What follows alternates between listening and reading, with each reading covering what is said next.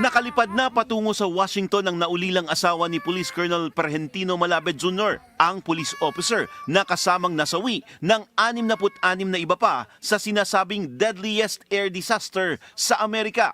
Ayon kay PNP Public Information Office Chief Colonel Randolph Tuanyo, importanteng ma-identify si Colonel Malabed ng kanyang misis bilang bahagi ng proseso. Opisyal ang biyahe ni Colonel Malabed na hepe ng Supply Management Division para sa procurement ng ilang vest para sa PNP. Si Colonel Malabed po at may kasama siya isang PNCO at isa pong NUP.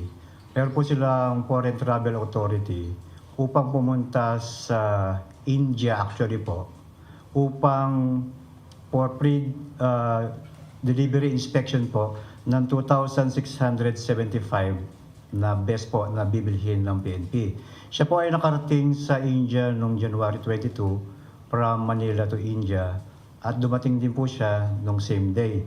Ang ginawa po nila doon, napag-alaman po natin sa ating Foreign Liaison Division, na out of the 2,675, nag-test po sila doon ng 6. Yung isa po doon is iniwan nila sa India, at yung 5 po is dadalhin nila doon siya po ng kumpanyang ito sa USA kung saan nila gagawin yung further testing. Dahil para medyo resources na pinag-uusapan, instruction po sa kanila ng Director ng Logistics na mag-courtesy call or mag-exit call si Colonel Malabed po kay Colonel Moises Villaseran.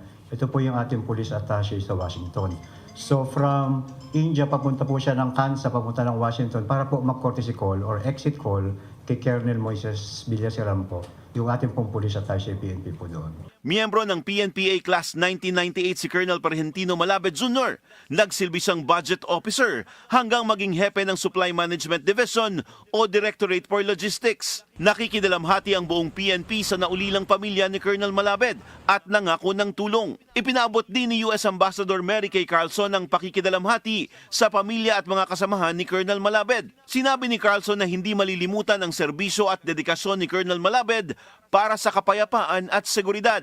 Nagluluksa rin ang buong Estados Unidos sa mga buhay na nawala dahil sa insidente. Sa isang pahayag, sinabi ng American Airlines CEO na si Robert Isom na masakit din sa kumpanya at nagluluksa sila sa namatay na mga pasahero at team members. Makikipagtulungan din sila sa Trump administration at mga leader ng Kongreso para mas maging ligtas ang aviation system, kabilang ang pagdagdag ng investment sa infrastructure, technology at personnel. Samantala, naglabas na rin ng advisory ang Philippine Consulate sa New York na nakakasakop sa Philly, kung saan isang small aircraft naman ang nag-crash sa Northeast Philadelphia malapit sa Catman at Roosevelt Boulevard. Ayon sa konsulado, nakikipag-ugnayan na sila sa Filipino community organizations at local authorities. Sa ngayon ay wala pa silang nakukuhang report na mayroong Pilipinong nadamay sa insidente. Sa inisyal na impormasyon, 6 ang sakay ng aircraft. Para sa Weekend Agenda, Francis Polbe,